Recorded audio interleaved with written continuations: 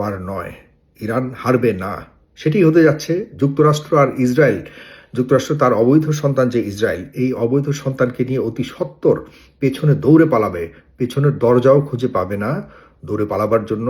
আমার কাছে তো মনে হয় যদি স্থল যুদ্ধে ঠিকই আসে তাহলে একটা সৈন্য ফিরে যাবে না, ইসরায়েল এবং যুক্তরাষ্ট্রে একটা সৈন্য ফিরে যেতে পারবে না। যদিও এটি কথার কথা বলে, ইতিমধ্যে কিন্তু অনেকেই এসব কথা বলে পশ্চিমার দেশগুলির মধ্যে যেমন জার্মানি, ইউকে, ফ্রান্স, তারা কিন্তু অলরেডি বলেছে যে আমরা ভাই আর এই যুদ্ধে নাই, আমরা যেতে পারবো না, ইরানের বিরুদ্ধে যুদ্ধ করতে পারবো না। আপনার মাথায় রাখতে হবে যে ইরান এখন এই মুহূর্তে প্রায় 10টি দেশের সাথে একা লড়াই করে যাচ্ছে।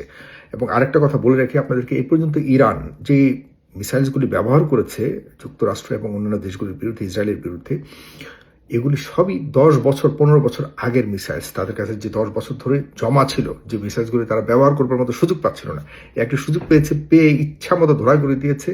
আপনারা চিন্তাও করতে পারবেন না, ইসরায়েলের সবচেয়ে গুরুত্বপূর্ণ বৈজ্ঞানিক গবেষণা কেন্দ্র, যেখানে তারা অত্যাধুনিক অস্ত্র কিভাবে বানাতে হয়, ইভেন আপনারা অবাক হয়ে যাবেন, মানববিহীন ভয়ঙ্কর অস্ত্র তারা বানাচ্ছিল, মানববিহীন, যেখানে মানুষ পরিচালিত করবে না, এটা অটোমেটিক রোবোটিক পরিচালিত হবে, এবং যেটি অনেক অনেক ভয়ঙ্কর।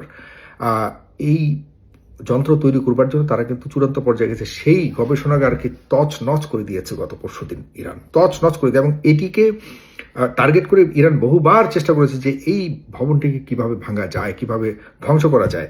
এবার ইরান সক্ষম হয়েছে, সফল হয়েছে।